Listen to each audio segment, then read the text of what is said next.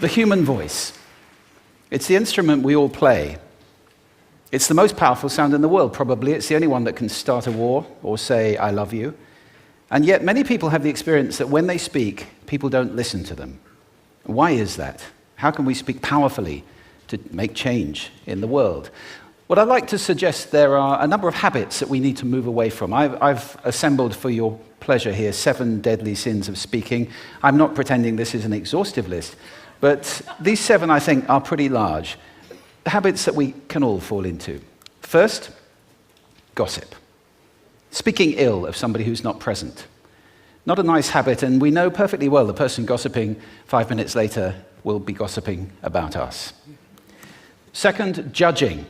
We know people who are like this in conversation, and it's very hard to listen to somebody if you know that you're being judged and found wanting at the same time. Third, negativity. You can fall into this. My mother, in the last years of her life, became very, very negative, and it's hard to listen. I remember one day I said to her, it's October the 1st today, and she said, I know, isn't it dreadful?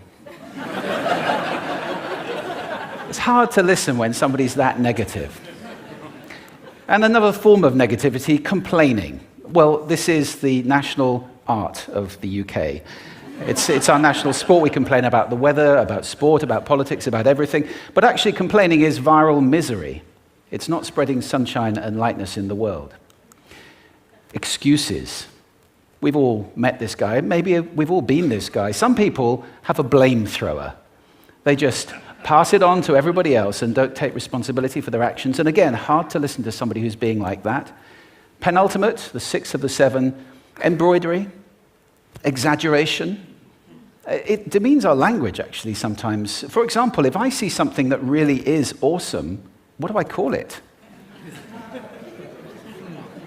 And then, of course, this exaggeration becomes lying, out and out lying, and we don't want to listen to people we know are lying to us. And finally, dogmatism. The confusion of facts with opinions. When those two things get conflated, you're listening into the wind. You know, somebody is bombarding you with their opinions as if they were true. It's difficult to listen to that. So here they are, 7 deadly sins of speaking. These are things I think we need to avoid. But is there a positive way to think about this? Yes, there is. I'd like to suggest that there are 4 really powerful cornerstones, foundations, that we can stand on if we want our speech to be powerful and to make change in the world. Fortunately, these things spell a word.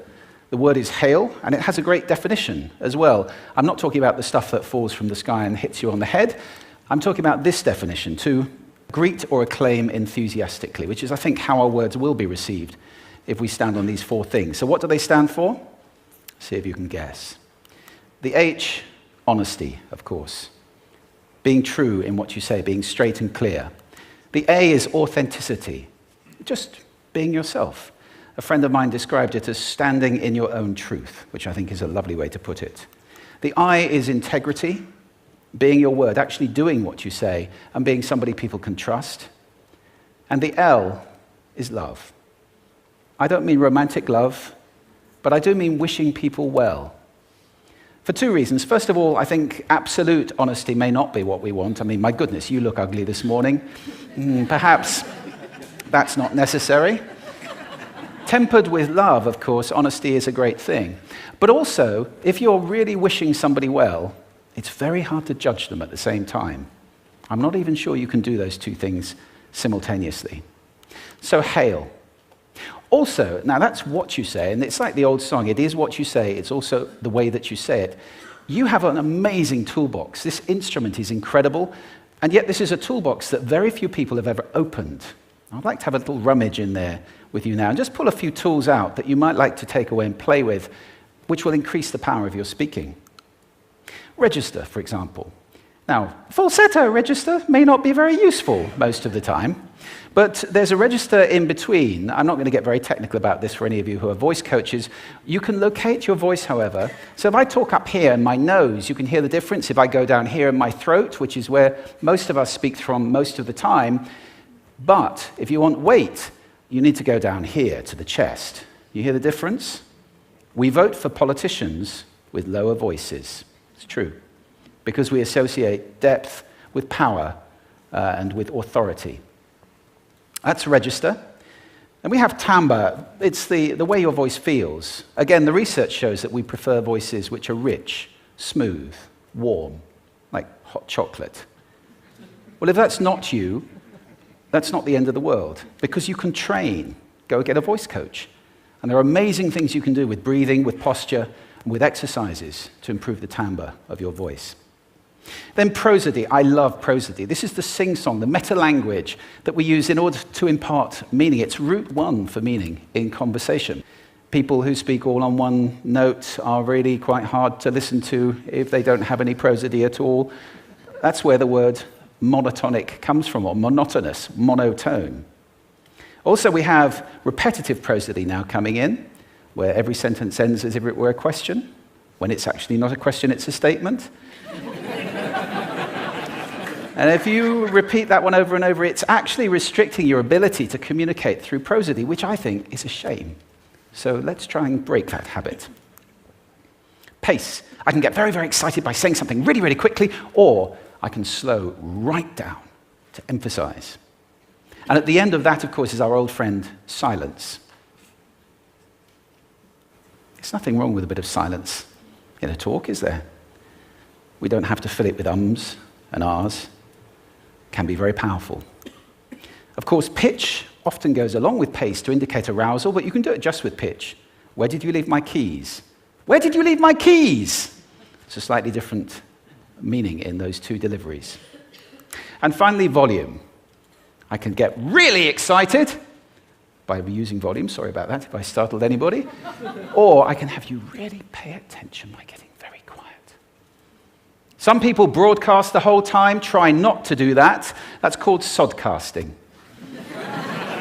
Imposing your sound on people around you carelessly and inconsiderately. Not nice.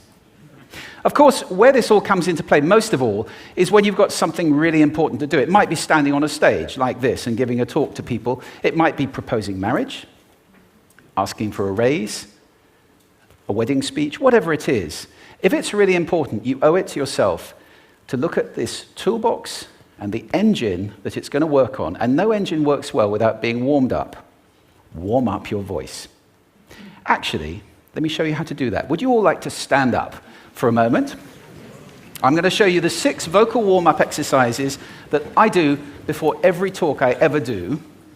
Anytime you're going to talk to anybody important, do these. First, arms up. Deep breath in and sigh out. Like that. One more time. Very good. Now we're going to warm up our lips, and we're going to go bop, bop, bop, bop, bop, bop, bop, bop. Very good. And now,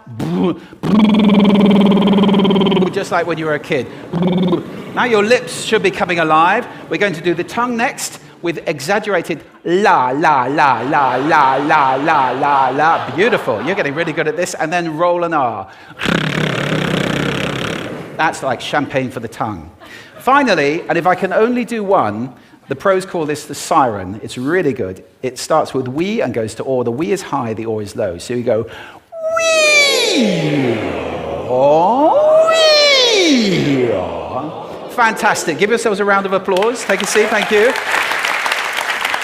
Next time you speak, do those in advance. Now, let me just put this in context to close. This is a serious point here.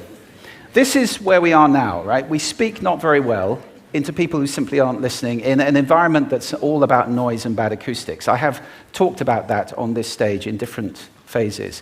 What would the world be like if we were speaking powerfully to people who are listening consciously in environments which were actually fit for purpose? Or to make that a bit larger, what would the world be like if we were creating sound consciously and consuming sound consciously and designing all our environments consciously for sound? That would be a world that does sound beautiful, and one where understanding would be the norm. And that is an idea worth spreading. Thank you. Thank you.